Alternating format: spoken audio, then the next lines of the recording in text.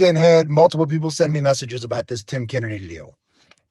And, there are people calling it stolen valor, people calling it embellishing, people calling it a lie. And I've had some friends ask me what I thought about it. So let me begin with this.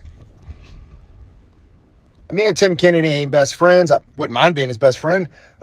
We ain't done karate in the garage, but I've had several interactions with Tim.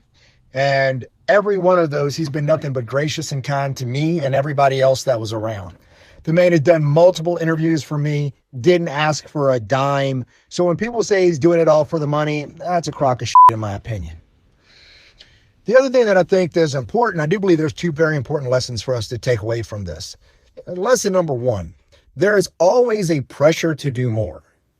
Tim Kennedy is a unicorn. He is 1% of 1% in so many categories. 1% of the world will ever become special operations. Of that, 1% of the world will serve for, 1% will serve for decades and do multiple combat deployments. 1% of the military is snipers. 1% of the population gets a black belt in the martial arts. Of that 1% gets multidisciplinary black belts. 1% of the population will ever fight in the UFC or fight for a title. He's done it multiple times. 1% of the world will publish a book. He's done that. 1% of the world will have a TV show. He's had multiple. 1% of the world can fly a helicopter. He can. The point of this is the man's resume is impeccable. And yet he still felt a pressure at some level that he needed to do more. Otherwise, we would have never got to this position. All of the people that are out here trying to tear him down, trying to make him look like a piece of shit, my promise to you is this. They have piece of shit moments, just like I had piece of shit moments. They may have slept with a million different people. They may have cheated on their wife. They may have lied on their taxes. They may have stole money from somebody. They may have overseas done something they shouldn't have done in combat.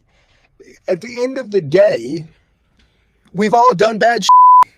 And not just a little bad shit. We've all done really bad shit that society would say, you shouldn't have done that. But we don't want to be judged on that moment. I can guarantee you this. While lying or allowing a lie about your service to be perpetrated as the bad thing, that bad thing does not outweigh all the good that man's done. And so before you pick up a rock and you decide to throw it at him, I'm going to ask you, take a look around your glass house and think about the shit that you and maybe only one other person knows about, and ask how you would feel if the world judged you on that alone. And then you carry on your day. Head down, horns up.